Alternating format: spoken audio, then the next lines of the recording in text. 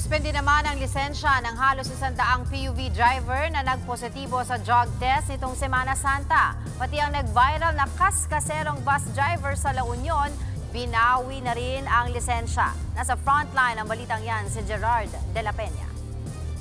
Kuya, please lang po! Nitong Holy Week lang na mag-viral ang video ng mga pasaherong nagmamakaawang makababa sa sinasakyan nilang bus sa La Union. Sobrang bilis daw kasi magpatakbo ng driver. Nagdesisyon na ang Department of Transportation na tanggalan na ng lisensya ang driver ng bus. If I'm not mistaken, 2 beses pa niya ginawa ito. Mahirap po mawalan ng kabuhayan, pero hindi po natin papayagan ito.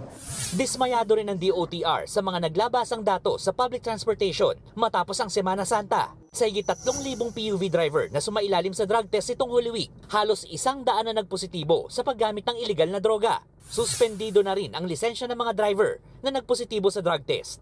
Pagpapaliwanagin din ang kanilang mga operator. Samantala, halos 600 naman ang naitalang aksidente sa kalsada nitong Semana Santa kung saan may nasugatan at namatay. Halos kalahati niyan ay sangkot ang mga motorsiklo. Higit 600 truck naman ang nasita ng Land Transportation Office dahil kung hindi kakarag-karag ay palyado ang gulong, ilaw at iba pang spare parts.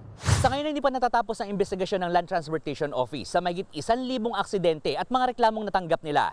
Kaya siguradong madadagdagan pa ang bilang ng mga driver na masususpindihan ng lisensya at mga operator na ipapatawag para magpaliwanag.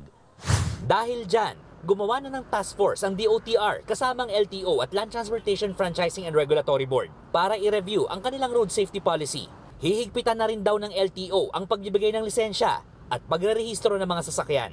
We can no longer tolerate this. No? Buhay na pinag-uusapan natin dito.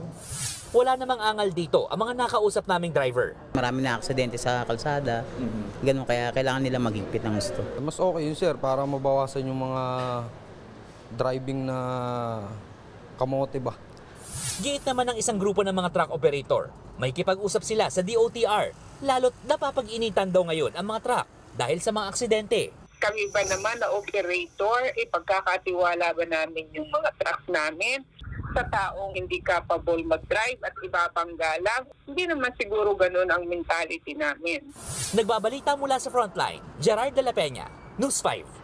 Mga kapatid, Dimples Romana po, kumpletuhin ang inyong umaga ng mga kwentong puno ng inspirasyon. Salubungin po ang bawat araw ng may ngiti at pag-asa. Kaya't mag-subscribe na po at mag-follow na sa aming social media pages ng News 5.